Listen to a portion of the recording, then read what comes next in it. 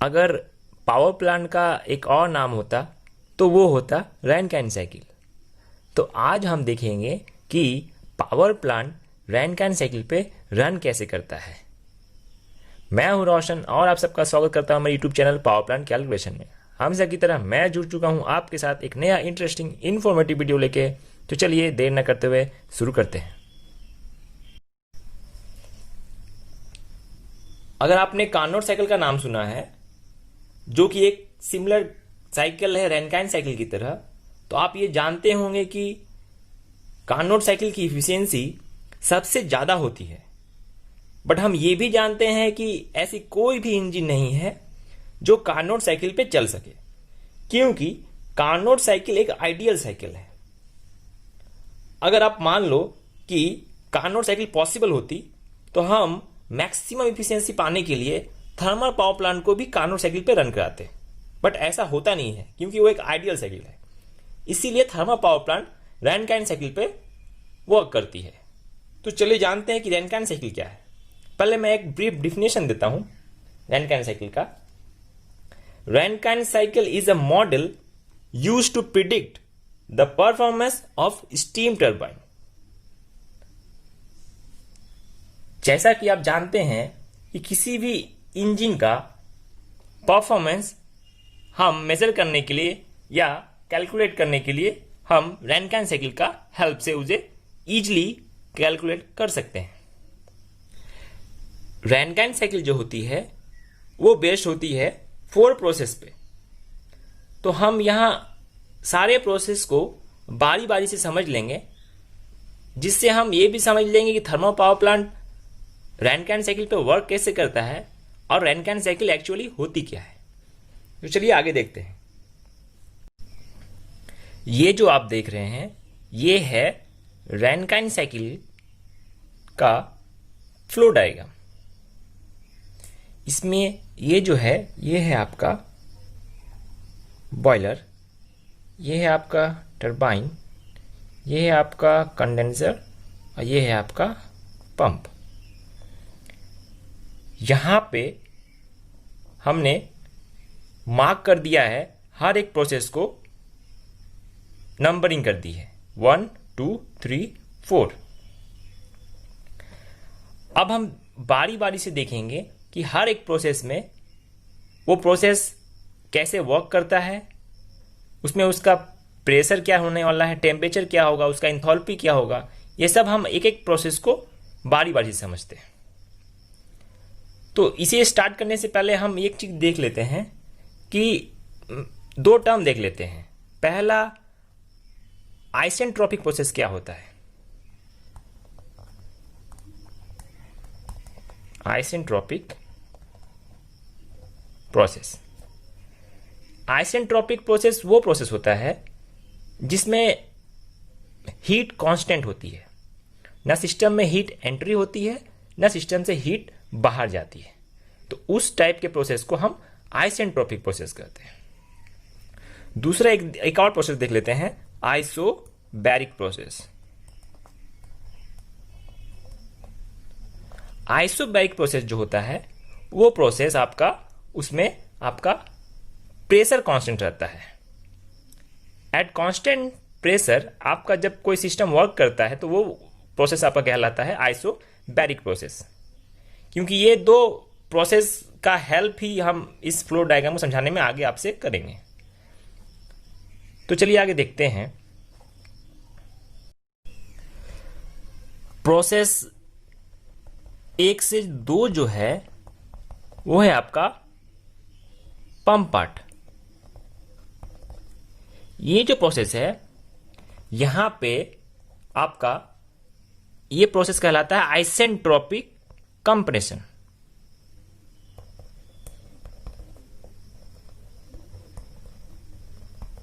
ये isentropic compression क्यों कहलाता है? क्योंकि यहां पे जो हमारी फ्लूइड है जो कि है वाटर, उसे हम कांस्टेंट हीट पे प्रेशराइज करके भेजते हैं बॉयलर में। तो यहां पे लो प्रेशर फ्लूइड जो कि वाटर को हम कन्वर्ट करते हैं हाई प्रेशराइज फ्लूइड में, उसे भेज देते हैं हम बॉयलर में। तो प्रेशराइज फ्लूइड का मान लीजिए प्रेशर जो है वो है P1 और उसमें जो इंथैल्पी है वो मान लेते हैं H1। अब दूसरा पार्ट जो है, हाँ एक और चीज, इस पंप सेक्शन में यहां इस प्रोसेस में प्रेशर तो इंक्रीज होता ही है, साथ ही साथ इसका टेम्परेचर भी कुछ परसेंटेज में इंक्रीज हो जाता है। अगला पार्ट जो है वो है आपका प्रोसेस 2 to 3 जो कि है बॉयलर। यहां पे क्या होता है, यहां जो आपका प्रेशराइज फ्लूइड आया वो आपका फ्यूल की हीट को लेके वो वाटर कन्वर्ट हो जाता है स्टीम में, वाटर कन्वर्ट हो जाता है आपका स्टीम में। इस प्रोसेस के दौरान फ्लूइड का प्रेशर तो कांस्टेंट होता है बट हीट गेन करके उसका इंथैल्पी बढ़ जाता है। तो ये देखिए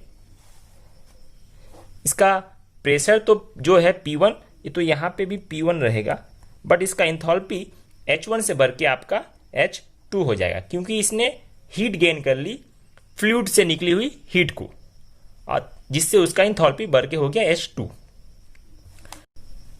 हाँ एक और बात, ये जो आपका प्रोसेस 2 to 3 है ये होगी आपकी isobaric heat addition. Constant pressure पे यहां पे हीट आपका सिस्टम में ऐड हो रहा है, इसीलिए प्रोसेस कहलाएगी आइसोबैरिक हीट एडिशन। अगली जो प्रोसेस है 3 to 4, 3 to 4 जो है वो है आपकी टरबाइन।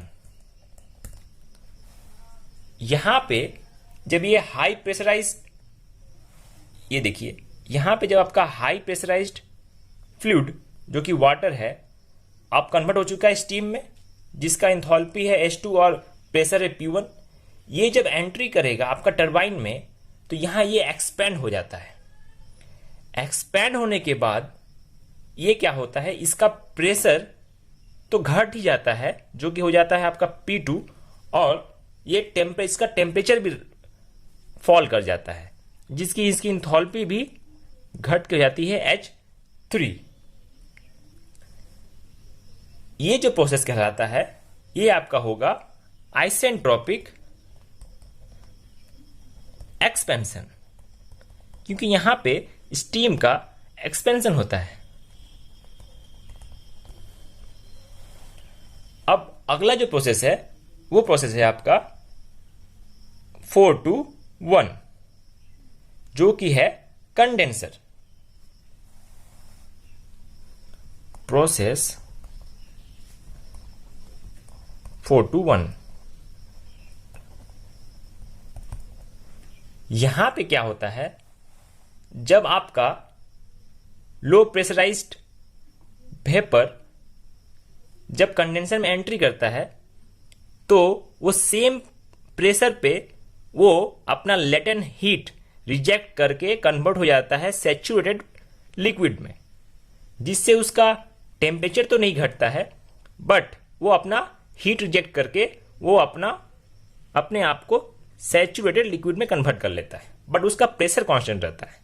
इसलिए प्रेशर जो होगा यहाँ पे वो होगा P2, बट सिंस उसने अपना लेटेंट हीट रिमूव कर दिया और आप कह सकते हैं रिलीज कर दिया, इसीलिए उसका एंथैल्पी जो होगा वो होगा आपका H4। अब हम इसका PV और TS डायग्राम प्लॉट करते हैं इस फ्लो डायग्राम को देख के। ये हो जाएगा इसका PV, ये हो जाएगा इसका TS। तो पहले प्रोसेस में, प्रोसेस 1 to 2 में हमने क्या देखा था, उसका प्रेशर इंक्रीज किया था P2 से P1, उसका टेम्परेचर भी इंक्रीज किया था, लेकिन वो कांस्टेंट वॉल्यूम में था। इसलिए PV डायग्राम जो होगा 1 से 2 ये होगा एक straight line at constant pressure. और जो TS डायग्राम होगा, सिंस उसका टेम्परेचर तो इंक्रीज किया था बट उसका इंट्रोपी कांस्टेंट रहेगा, इसीलिए ये जो होगा आपका ये होगा 1 से 2 एक स्ट्रेट लाइन इस तरह y एक्सिस में। अब प्रोसेस 2 to 3 में क्या हुआ था, कांस्टेंट प्रेशर पे हीट एडिशन हो रहा था। दैट मीन्स क्या, उसका टेम्परेचर राइज करेगा बट प्रेशर कांस्टेंट रहेगा, तो उसका वो स्टीम में बदल गया था फ्लूइड, तो उसका वॉल्यूम भी ऑटोमेटिकली राइज हो जाएगा। इसीलिए कांस्टेंट प्रेशर पे PV डायग्राम में क्या होगा, उसका वॉल्यूम हम राइज करते दिखाएंगे इस तरह 2 to 3। और टीएच डायग्राम में क्या दिखाएंगे कि उसका एंट्रोपी भी बदलेगा और उसका टेम्परेचर भी राइज करने लगेगा इस तरह 2 to 3। अब हम 3 to 4 में आते हैं, जो कि था आपका आइसेंट्रोपिक एक्सपेंशन। यहां पे आपका प्रेशर डिक्रीज किया था P1 से P2 पे और टेम्परेचर भी घटा था, लेकिन यहां पे आपका एक्सपेंशन हुआ था, इसीलिए यहां पे कांस्टेंट प्रेशर तो घटेगा ही, साथ में साथ वॉल्यूम भी इसका हल्का सा बढ़ने लगेगा। इसीलिए जो लाइन होगी हमारी ये हल्की इंक्लाइंड होगी 3 to 4। टीएच डायग्राम में क्या इफेक्ट पड़ेगा 3 to 4 में, यहां पे आपका प्रेशर तो डिक्रीज किया ही, लेकिन एंट्रोपी कांस्टेंट रहेगी, इसीलिए आएगी आपकी स्ट्रेट लाइन 3 to 4।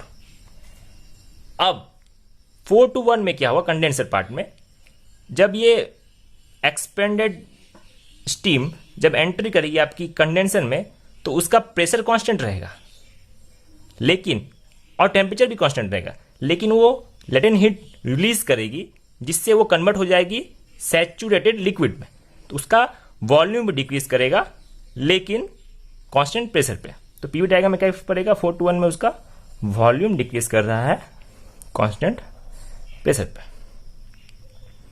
और टीएच डायग्राम में क्या इफेक्ट पड़ेगा उसका एंट्रोपी डिक्रीज होने लगेगा कांस्टेंट टेम्परेचर पे।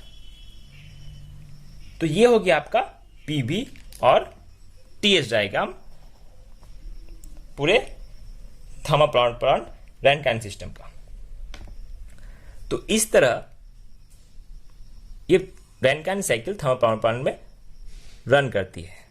तो उम्मीद करता हूं आप सबको ये वीडियो पसंद आया होगा। अगर अभी तक आपने चैनल को सब्सक्राइब नहीं किया है तो प्लीज़ इसे सब्सक्राइब कर दें, ताकि मैं इस तरह की नई इन्फॉर्मेटिव वीडियो आप सबको ला सकूं। और बगल में दिए हुए बेल आइकन को दबा दें ताकि इस तरह की नई वीडियो सबसे पहले आपको मिले। So thank you so much, stay safe, stay healthy, good bye.